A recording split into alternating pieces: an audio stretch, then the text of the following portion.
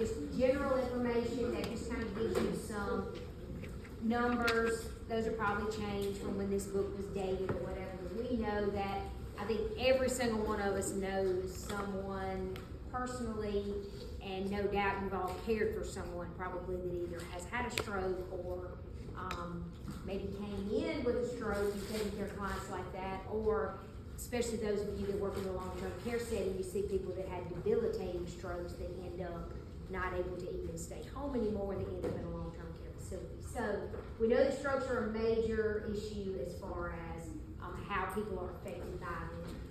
It does say stroke occurs every 40 seconds, which that seems hard to even comprehend that.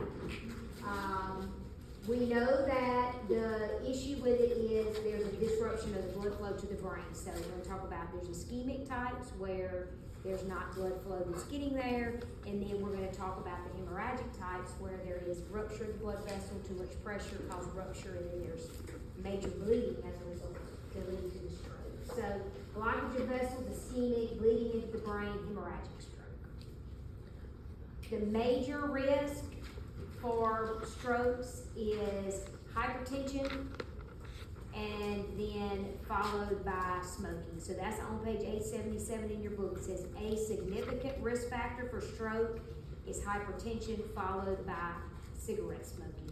It does talk about some other risk factors, high cholesterol, illicit drug use, but the major modifiable risk factors are going to be hypertension and stroke. The non-modifiable, age greater than 55, gender, and race. So that's why we all know that the hypertension can be identified as that silent killer, and so people walking around thinking that they just have chronic headaches and things like that, and it's actually a result of their high blood pressure, undiagnosed high blood pressure. So the first one that we're going to mention is the ischemic stroke, and it does say there that 87% of all strokes are ischemic, leaving about 13% to be hemorrhagic, and that's on page 877. It talks about the two main types of stroke. So with an ischemic stroke, we know if there's ischemic tissue, then you don't get the blood flow, you're not getting the oxygen, nutrients, everything, there's a blockage there, it's not getting where it needs to be. So sudden blockage of a cerebral blood vessel, so that part of the brain is not getting perfused with an appropriate amount of blood.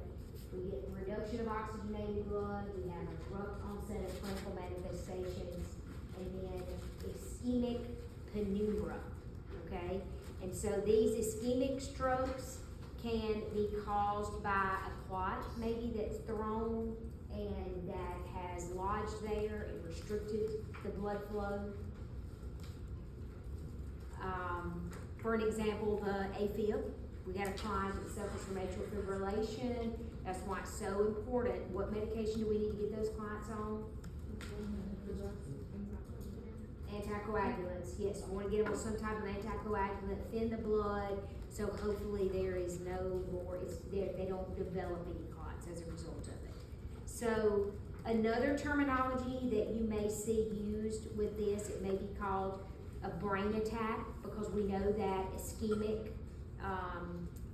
blood vessels to the heart causes a heart attack. Same with this, we have ischemic vessels to the brain that can be labeled a brain attack. And so I did want to show you this, and I'll post it for you in Canvas as well. But look at this picture real quick. And so used to, you would see the FAST acronym for just the FAST acronym for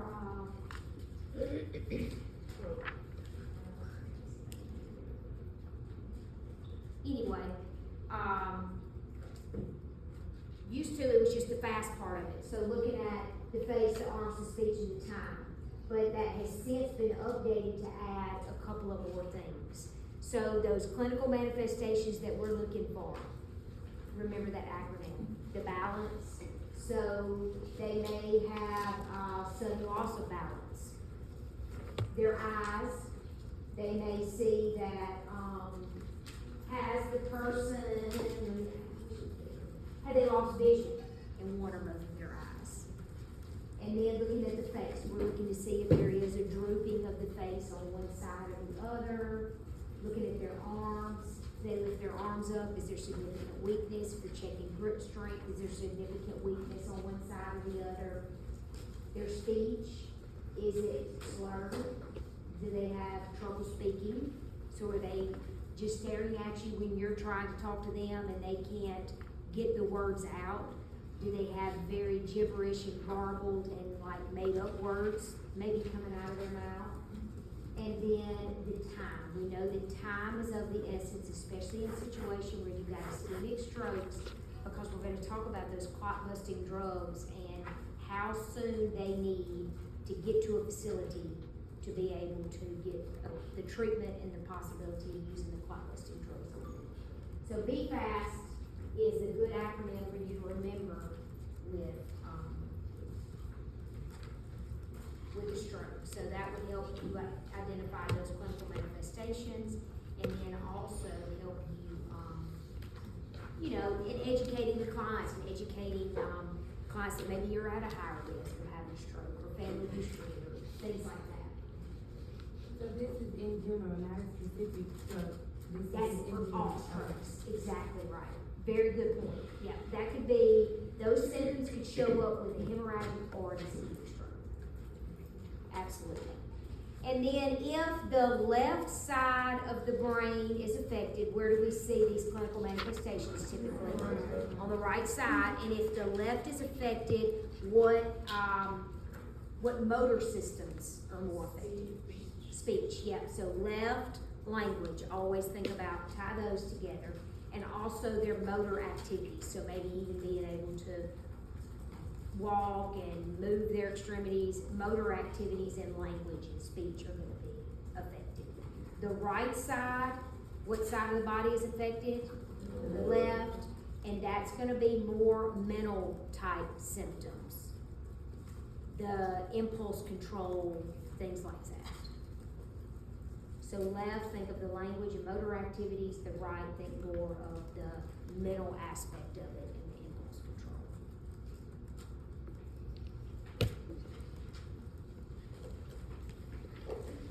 Now look on page 879 in your book, and it goes through the clinical manifestations of the most common stroke syndromes. And that right, homonymous hemianopia, that's where they have loss of vision in the right temporal field. And so that's where they literally can ignore everything on that right side of the body. So some of you had clients in the long-term care that had that, where it's like a total right side deficit. They ignore it. If you set things on the right side of the body, you put food on the right side of their plate, they there is a complete vision blockage. Right temporal field of vision, left nasal field of vision. So that is going to require therapy with them to be sure that they scan the whole area, because like I said, there's such a deficit on that right side that they will need to be taught to scan the whole area to be able to see the things that are on that side of their body and see the food on that side of their plate and things like that. So you just need to be aware that that is kind of a weird, we think about that weakness, we think about dizziness, ataxia, difficulty walking and things, the ringing in the ears, the decrease in their sensation, but with that left-sided stroke, the left middle cerebral artery is affected. That is more of a specific side. So it's that right homonymous hemianopia is really a fancy word for blindness in half their field of vision. So that's where they're going to need a little more intensive type of therapy to be able to work through that. Also, the ATI Med-Surg book on page 82. I always want to double check the page numbers.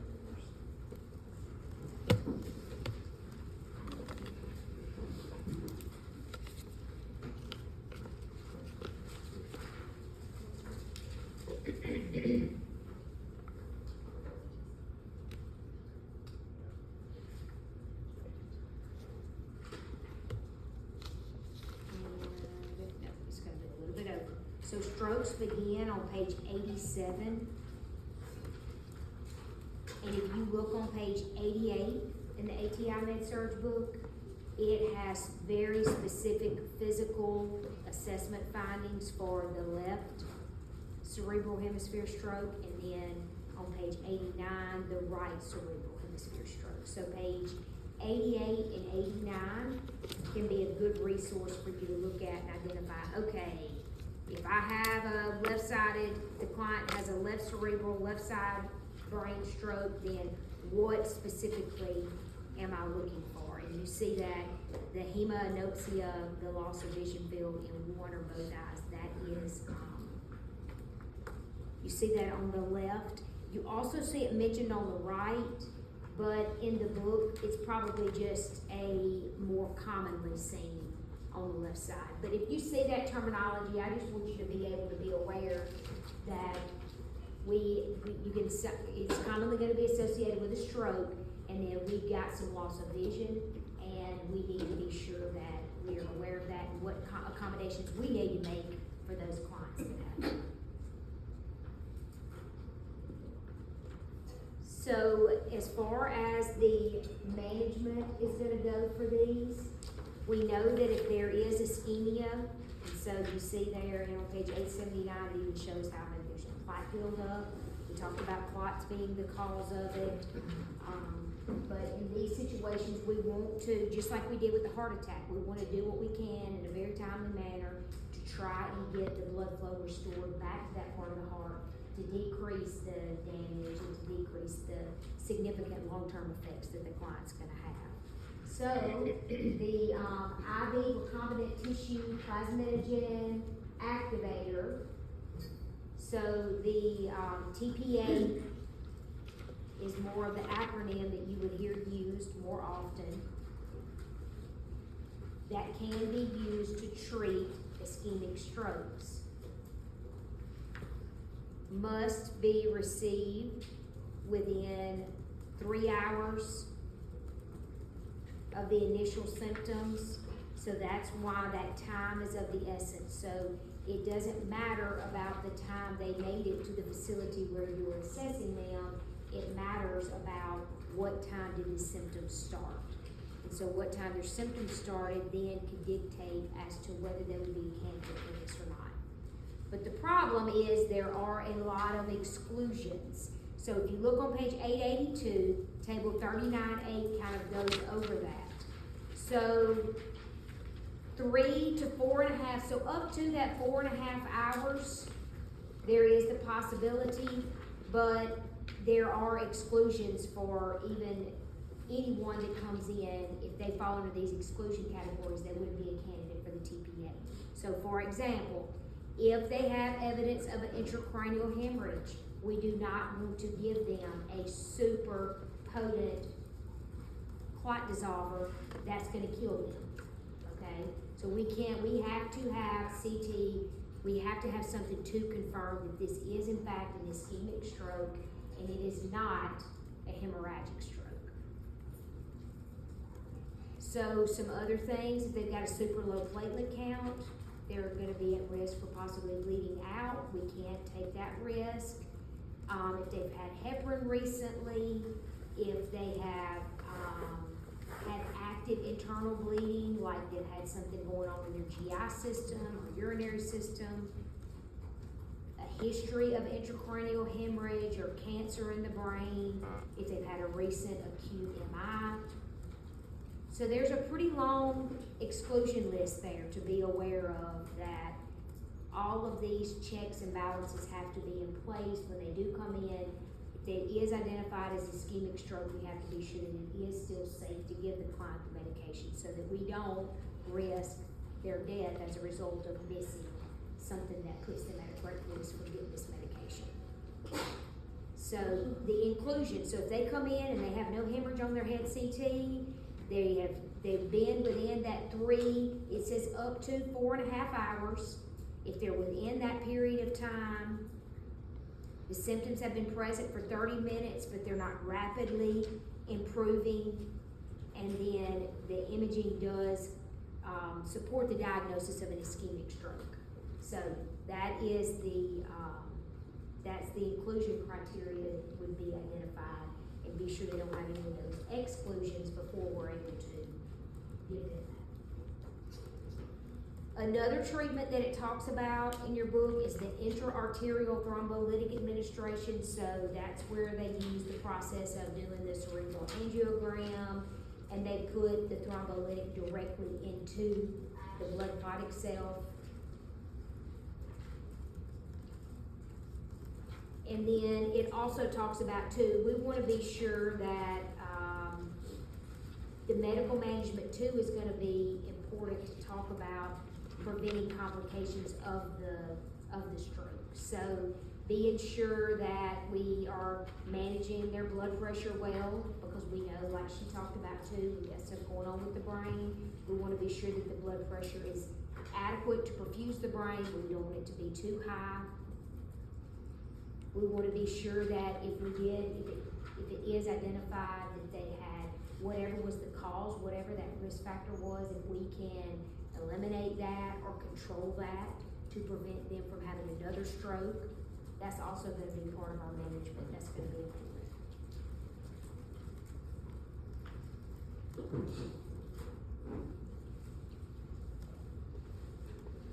And then what are some of the complications of the stroke? Think about immediately, if somebody comes to mind that you cared for, what was a complication they had from the stroke? Speech. Movement, maybe they're bound to a wheelchair now. What are some other things you think of? Eating, difficulty swallowing, with aspirating, so we have dysphagia with an S, that affects their speech, and then we have the dysphagia, the GIA, that affects their difficulty being able to swallow. So that, their motor activity, so then we know how far-reaching that is. All of their activities of daily living, and until you get in that situation, you have no idea how far-reaching the effects are and how much assistance they're gonna need as a result of their inability now to provide those 80 meals. So a couple of other things, so those are mentioned in the book, the disorders of the speech. Why do you think they may be depressed? Is that something we need to know? Major life change, right? So maybe they went from walking, talking, maybe they were a caregiver for someone, and then now they're the ones that are in a long-term care facility now because they can no longer care for themselves. So depression is something that we want to be sure that we monitor for. It does talk about in your book the cytotoxic edema. So we think about there's trauma to the brain, so that could cause edema there. Another thing that we want to think about too is foot drop. So what are some measures that we can put into place to help? The footboard, yes. So putting that footboard in place to try and keep the foot in a more of a flexed position rather than extended position, because as they lay there, it's naturally gonna just fall down. And so if they are able to work through PT and regain their motion, if they end up with major foot drop, then that's gonna really complicate their ability to be able to walk again.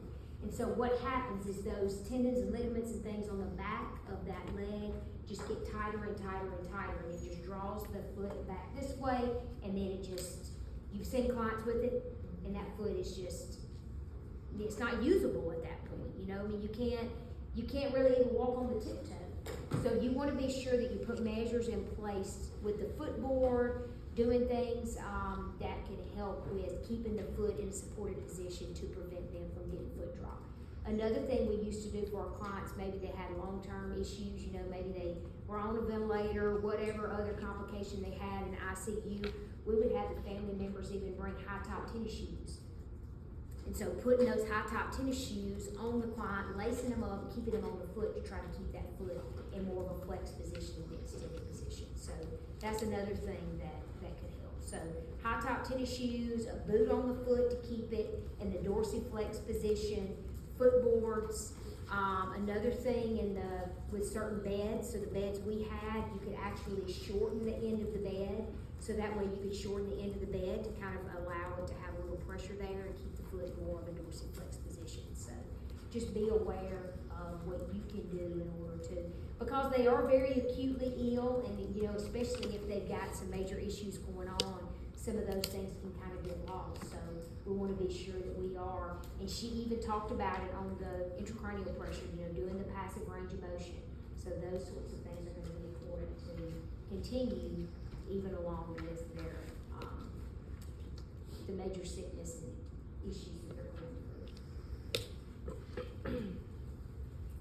So hemorrhagic strokes are the next one we're gonna discuss, and you see that they are a lesser percentage of all of the strokes identified.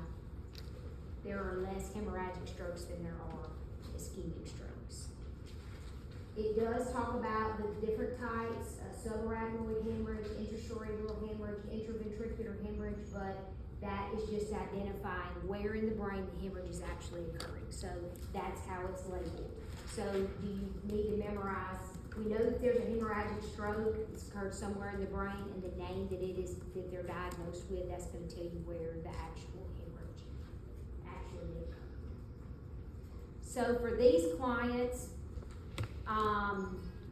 as far as the pathophysiology of it and exactly why it occurs, so maybe there is some type of weakness, maybe there is some dilation of a vessel and there's a weak point that causes an aneurysm to occur.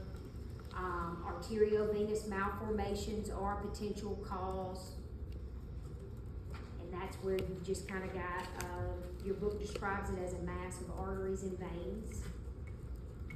That's not as common, the AVM. A cerebral aneurysm, like I said, there's some type of weakness within that vascular system. Intraventricular hemorrhage, that could be a primary site of hemorrhage. It talks about managing their blood pressure, preventing expansion of the hematoma. But when I think about hemorrhagic strokes, and you think about someone, if there is some weakness somewhere in a vessel, and then you've got this high pressure as a result of them suffering from this long-term hypertension, it's going to put stress on that, and you can see how hemorrhagic stroke could occur. You can see in this situation, this is where we're going to be much more concerned about an increase in that intracranial pressure, right? So with the ischemic, if it does cause some damage and causes some edema in the brain, the swelling of the brain could contribute to it. But in this, we know that we have got blood that's actually going out of a vessel into a cavity that can't expand. And so monitoring and treating that increased intracranial pressure is going to be important with these hemorrhagic strokes. The medical and cervical management, obviously preventing and decreasing any type of complications, and we're going to talk a little bit more about those complications. It does show you an example on page 887 of a type of surgery that could actually be used, and that shows the some coils actually going into that aneurysm. So we've got that weakened area that has a little. The aneurysm's actually occurred. There was a weakness there in the vessel caused it to occur. But you see there's a clip in one, and then also a coil procedure, and that would just try to help secure it. That could possibly be done in a situation where, once it's already ruptured, the clip or the coil is not going to be beneficial. But if they identify that there is an aneurysm there, that they can go in and secure it and make it safe and prevent it from actually rupturing and causing a hemorrhagic stroke. That would be important. So those are methods to secure a cerebral aneurysm. If there is a hematoma that's formed there, surgical evacuation may be a possibility. There is a great risk of brainstem compression if there is a hematoma in those areas. And so what's going on when the brainstem is compressed. So we know that the brain stem controls the flow of messages between the brain and the rest of the body. It controls breathing, swallowing, blood pressure, heart rate, and consciousness. So what are they gonna look like if they got a compressed brain stem? So they could be unconscious, could have issues with their blood pressure, right? Could be low, could be a low heart rate, controls temperature. I already talked to you about, the issues with the temperature. Hypothalamus, like, the hypothalamus sits at the top of the brainstem, it controls the tip. The brainstem actually controls the blood pressure, heart rate, consciousness, so don't let me confuse you. The hypothalamus does control the temperature itself, but if the hypothalamus sits on top of the brainstem and the brainstem's compressed, you think the hypothalamus is compressed as well? It would be, that's right. Can you repeat all those things, the brainstem, breathing, Oh, breathing, swallowing, blood pressure, heart rate, and consciousness. And then the hypothalamus controls the temperature, and it sits on top of the brainstem.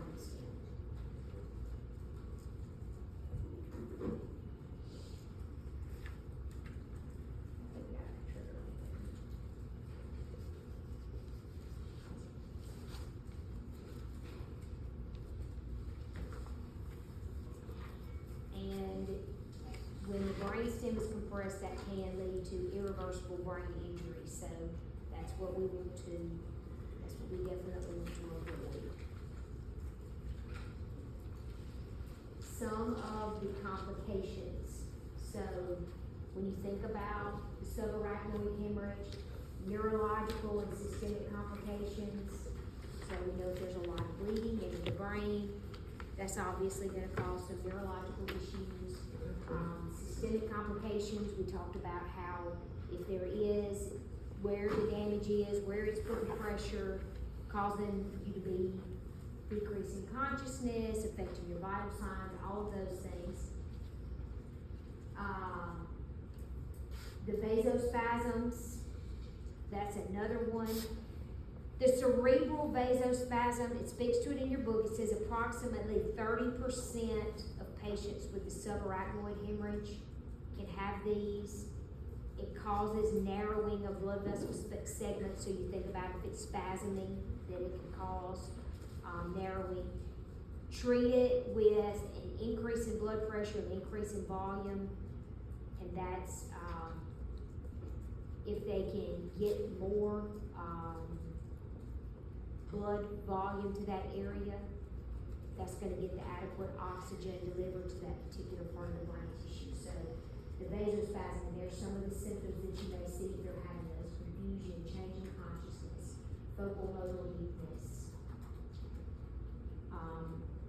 The decrease in their sodium level is a common complication of the subarachnoid hemorrhage because of the syndrome of inappropriate antidiuretic hormones. So if you reach way back to endocrine, and you talked about some of those pituitary disorders, that SIADH, and so if they have a syndrome of inappropriate antidiuretic hormone, then they can have salt wasting syndrome, renal salt wasting syndrome. You hear it called all of those things. So if they don't have enough of the antidiuretic hormone, they're gonna be losing significant amounts of fluid. So that's the diabetes insipidus, where they're losing lots and lots of fluid, leading to the hyponatremia. Other possible complications: myocardial ischemia, infarction. When you think about, too, if we've got a hemorrhage with major blood loss to one area of the body, just think about how that major blood loss can affect other systems within the body.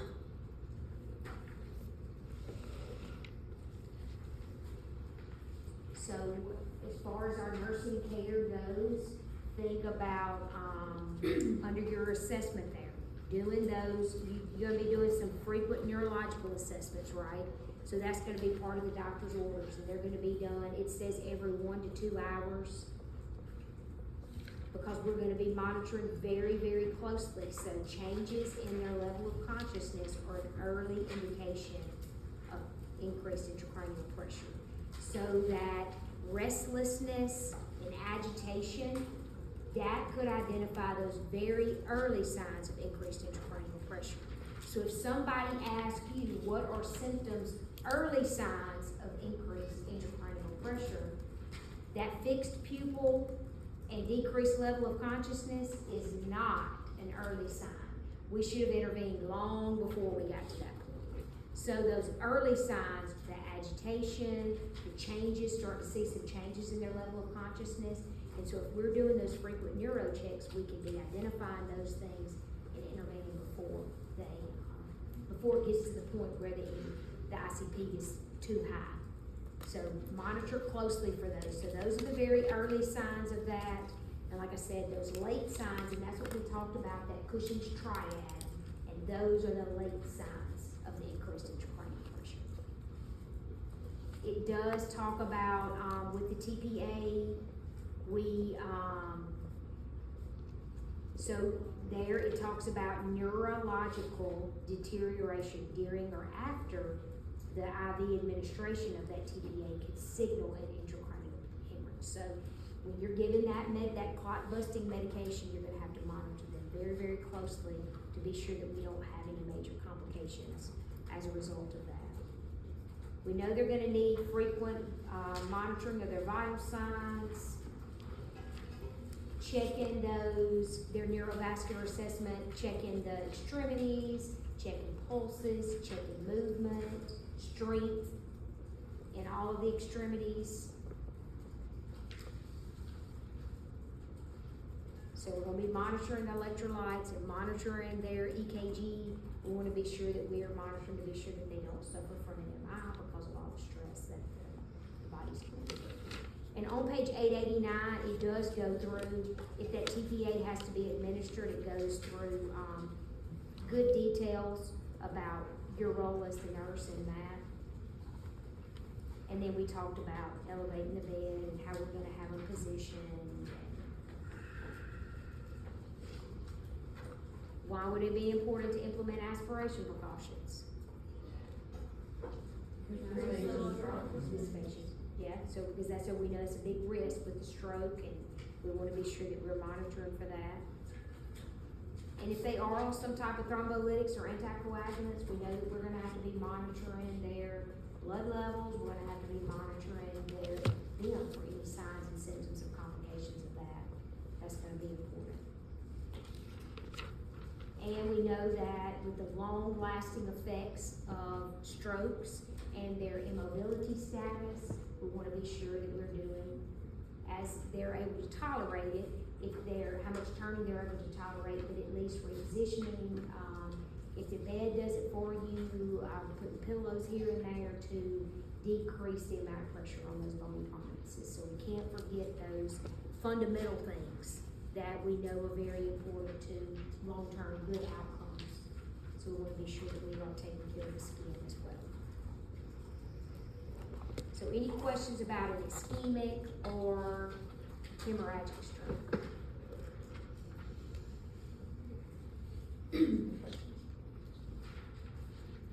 So the next one that we're going to talk about is the traumatic brain injury.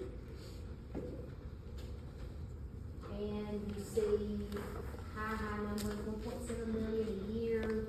Numbers probably changed since this book was written. 52,000 dying from their injury. So, but there are major costs related to that, because a lot of times, even with the stroke too, the traumatic brain injury, that's going to sets their whole life on a different path because of how they are affected by it. So, a lot of times this is going to be in conjunction with some other type of injury. So, did they have a motorcycle wreck? Did they have a car accident? Were they in a shooting? You know, I mean, it could be of various things that actually cause them to have the traumatic brain injury. So there's the Glasgow Coma Scale for you. We just saw that on the video. So can you ever have a Glasgow Coma Scale score of 0? No.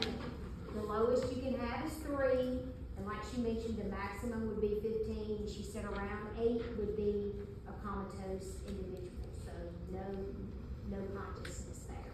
So that is how we're going to monitor their, that's gonna be kind of part of our neurovascular assessments, monitoring that. So if they came in with some type of head injury, we're gonna be sure that we're doing, close assessment of the Glasgow Coma Scale, then to kind of give us an indication of how severe this is. Because you can remember too, when, you talked about that with Dr. Sheridan with the tagging system, you know, if we do have a mass casualty incident and we go and we find that they have no motor response, they won't speak to us, and they've got fixed and dilated pupils, and they have agonal respirations, those are the individuals that low probability of, if there's a high chance of mortality in those clients, and if we're doing the greatest good to the greatest number of clients, those are the ones that are gonna get the black tag. So, Glasgow Coma Scale is important for us to, monitor closely with these clients. Do we do that every 1 or 2? Yes, so yes, it would be part of, but it would, especially with the, initial assessment, we're thinking about this like they're rolling into the ER, and we're gonna be sure that we're gonna be doing this as part of our initial assessment. But if you're doing neuro checks every 1 to 2 hours, like we talked about in our interventions for, those clients with a stroke, part of this would be, because we're gonna be monitoring their level of consciousness, because like I said, that could be an early indication of changes in their ICP, so we wanna be sure that we're monitoring for those things. And she, when you see that whole video that, I showed you part of, she even talks about, you know, some of the posturing that could be a result of neurological damage, and that would be abnormal extension, abnormal flexion, you know, some of that decorticate and decerebrate posturing that you would be monitoring for. So if you have 3, are they brain? If they're out of 3, yes. So that would be one of those situations where they would probably be no motor response, no verbal response, no outward response. And so, that's probably where if they're full code, you know, they're probably gonna go to all the life-saving measures, get them on a ventilator and everything, and then the family would probably decide to have them come in and do the EEG, assess their brain activity, and go from there. So the first traumatic brain injury that it does kind of talk about is a skull fracture, and there can be open, there can be closed, just like any type of fracture in the body. So as a result of that, there may be clear fluid draining from the nostrils or the ears. And we want to be sure that we assess that fluid to determine if it's snot or if it's cerebrospinal fluid. Yeah. So if it tests positive for glucose, then that's gonna indicate that the fluid that's leaking could be cerebrospinal fluid. And that's where you also can do that test with looking at it on the galls and see if it has that halo type appearance. Yes. So we wanna be sure that we assess that closely if they have any type of, clear fluid draining from their ears or from their nose. The hematomas, again, that's gonna be kind of like the hemorrhagic stroke. It's gonna be named according to where the part of the brain is the hemorrhage. So for the hematomas, it could be an epidural hematoma, it mentions that in your book. It talks about a subdural hematoma. And so the epidural, it says blood's collecting between the skull and the dura mater, and that's on page 894.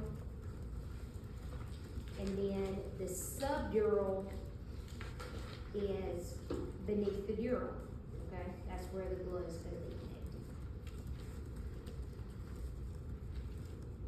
So maybe they had a fall, especially if you've got an elderly individual that they, are on anticoagulants for their AFib, and their unsteady gait caused them to fall, and then they came in and had some type of, brain bleed, some type of hematoma going on.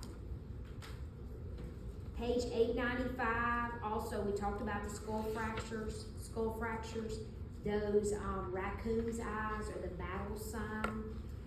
So think about that.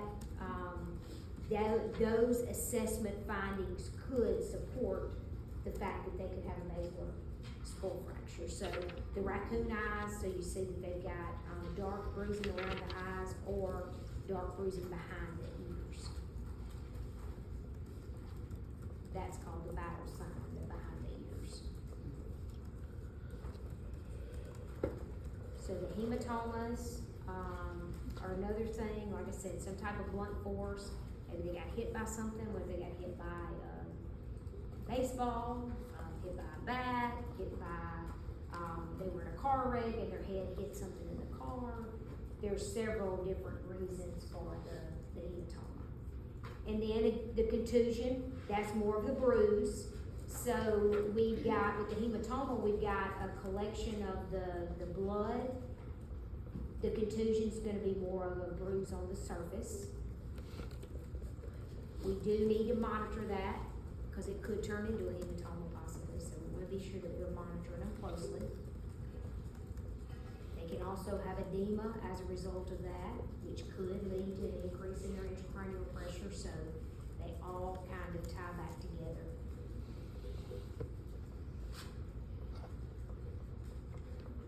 And then it also talks too about a specific neuronal injury or vascular injury. Those are mentioned in the book. The vascular injury, it says subarachnoid, like more of like a traumatic subarachnoid hemorrhage. So some major trauma has caused some major trauma to the brain to cause there to be hemorrhage.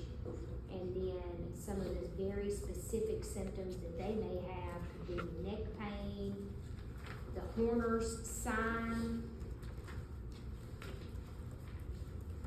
It talks about, Horner's sign refers to the following triad. So they have symptoms, ipsilateral, so on the same side of the body. They have pupillary constriction. They have the ptosis, which is the eyelid droop. And then they have the anhidrosis, which is a decrease in sweating. So that's on page 896. And that's the Horner sign, so that could be associated with a client that has the vascular injury resulting in subarachnoid hemorrhage. And then the neuronal injury, the way it's described really is just a direct injury to the neurons. And it does talk specifically about some of the issues with the sympathetic and parasympathetic system being, there being some dysregulation there. So they have some tachycardia, shortness of breath, or fast breathing, hypothermia. You said hypothermia? Hyper. Everything's fast and high. Hyperthermia, tachycardia, tachypnea.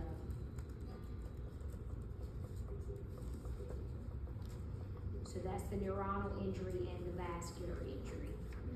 Touched on the contusions and the hematomas.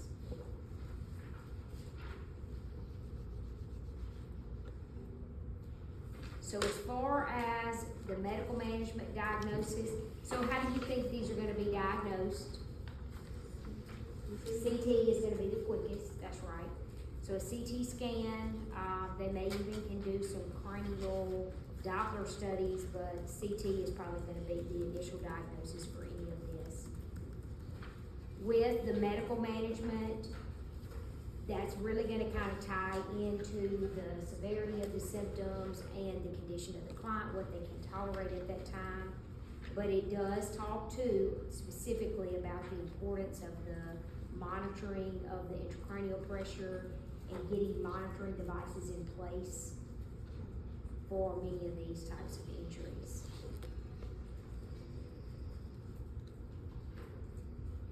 So they are going to be monitored closely for that. And again, it relates the treatment back to specifically trying to manage those increased intracranial pressure symptoms, because we know that the serious issues with increasing the pressure in the brain and where it can lead to if there's no intervention. So surgical management may be necessary, talks about with skull fractures, if there's major wounds. So surgery may be necessary, and it's really gonna just depend upon what type of, a lot of that's really gonna depend upon what type of injury that they've got. That's gonna determine what type of surgery is gonna be needed. So we did talk about the complications there, the diabetes insipidus. That was under the subarachnoid hemorrhage. We talked about the diabetes insipidus. And then that also comes up again here as far as complications go with the complications that go along with this. So herniation syndrome, the diabetes insipidus, the SIADH.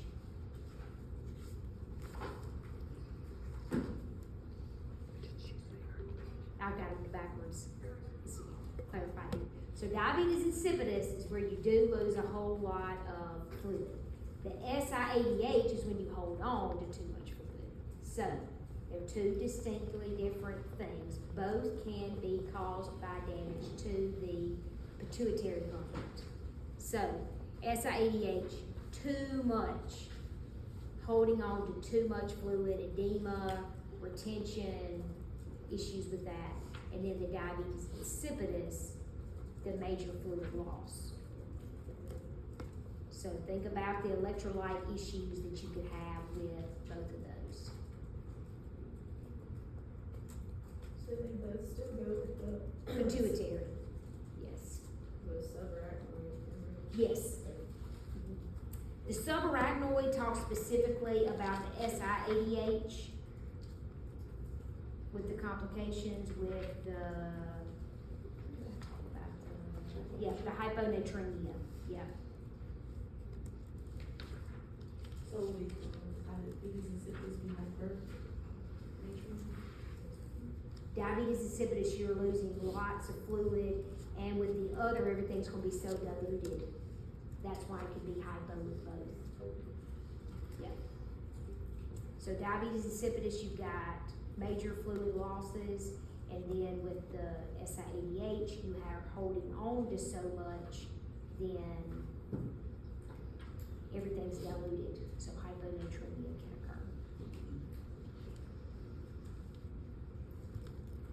Is everybody straight on that now? I'm sorry to confuse you with those terms. So it's the same for the hemorrhagic and the traumatic brain injury, both with the SIADH and diabetes insipidus?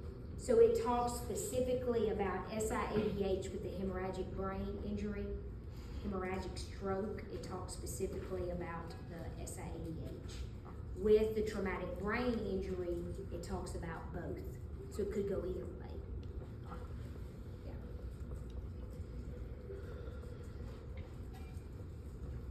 Yeah. Is that clear?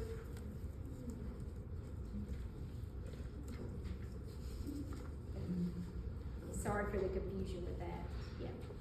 And it does say that they're in chapter 41, but I don't think you need to go back and restudy that unless it could help you with NCLEX questions and things like that. You may have even seen some of those when you were doing med-surg stuff, but I don't want to confuse you further with getting those two, because they can be tricky, so I don't want to confuse you further by telling you the wrong thing. So we got that cleared up, and it does talk about it on page 897 in the book, okay?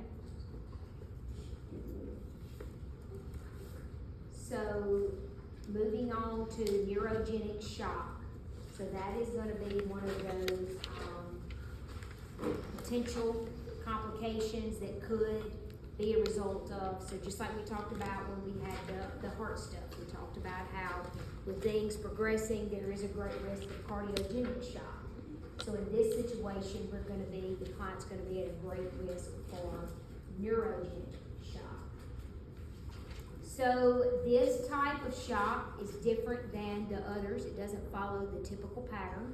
So in this situation, we have vasodilation and hypovolemia. So typically, when shock occurs, our body vasoconstricts, and we try to increase the heart rate, increase our breathing, increase blood perfusion to those vital organs. Where in neurogenic shock, there is a disruption in those sympathetic fibers. And so those sympathetic fibers, that's what controls our fight or flight. And so if those sympathetic fibers are disrupted, specifically in some type of a spinal cord injury, we've got a disruption in those fibers, so where those messages are gonna be traveling through. The fight or flight is impaired, so we don't have the vasoconstriction, we have the vasodilation. And so as a result of the vasodilation, these symptoms are gonna be low blood pressure, bradycardia, as a result of the peripheral vasodilation. So where the typical shock client is cold and clammy, this client's gonna feel warm because everything's vasodilated, there's blood perfused to the extremities and all. So warm skin, bradycardia, hypotension. And all of that is a result of that, the parasympathetic system is unopposed, and that impairs our fight or flight, how our body typically would respond, and then results in very different types of,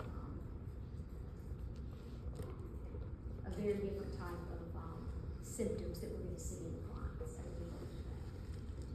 So you can kind of see spinal cord injury, stroke in the brain stem, high doses of barbiturates and anesthesia could put the client at risk for neurogenic shock. There are the clinical manifestations: hypertension, bradycardia, peripheral vasodilation. So like I said, you see how they're warm and dry skin, not cool and clammy. So it's really almost completely opposite of the traditional shock, except we know with traditional shock, hypotension does occur, but usually we have a fast heart rate with it. With this one, we have hypotension and bradycardia. So what are we gonna need to do for these clients? We're gonna try to focus on correcting the primary problem. So if it is identified that it was some type of spinal cord injury, stroke of the brain stem, whatever the pertinent issue is, we're gonna be working towards that as well. We're gonna be treating these complications. So fluid resuscitation is gonna be very important.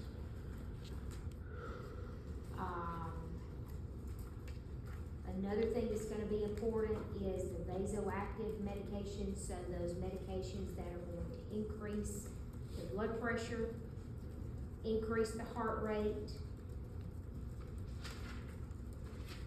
and atropine can benefit them, and these are talked about under the medical management on page 899 in your book. The atropine can be important because it can actually block some of the vagal stimulation, so that parasympathetic stimulation.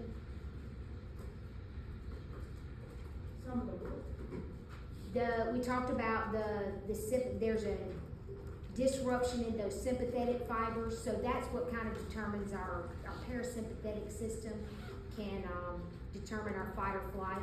And so atropine can be used to help with blocking some of that stimulation. So we know we don't need any type, or we know with the vagal type, we know how that slows the heart rate and all of those things. So we know we definitely do not need that. And we know that atropine does also help. What's it do to the heart rate? Increase the heart rate. Yep.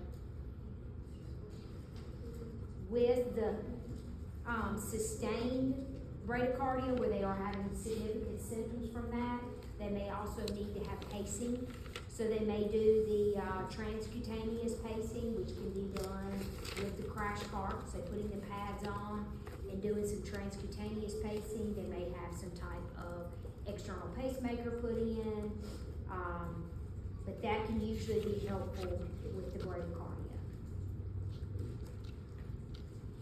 Especially if they're showing symptoms of it and we're not having good luck with using, medications and things to get it to get it up.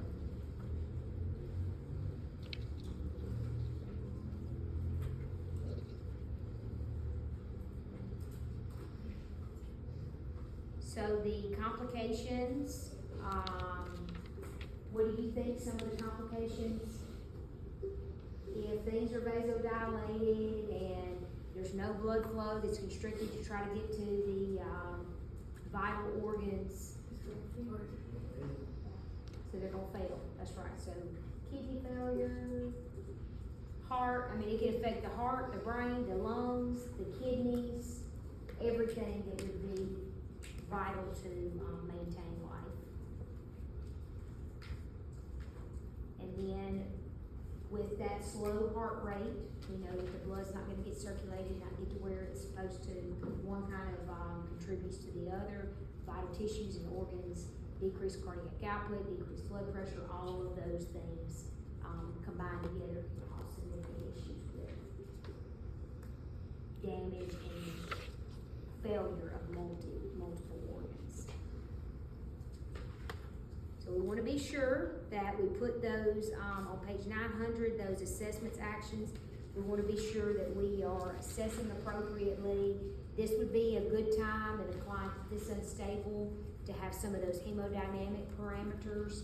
So some of those hemodynamic monitoring devices that we talked about, have them in place so that way we can get very, accurate numbers about their volume status. Frequent reassessments, it says at least every 4 hours. It does mention too there, putting in a pulmonary artery catheter. Talks about transcutaneous pacing.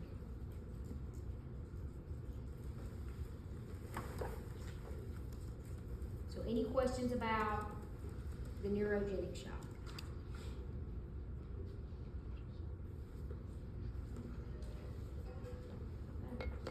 Okay, so let's go ahead and pause there and take a break. Let's come back at 11:15, and then when we come back, we're gonna do some, practice questions.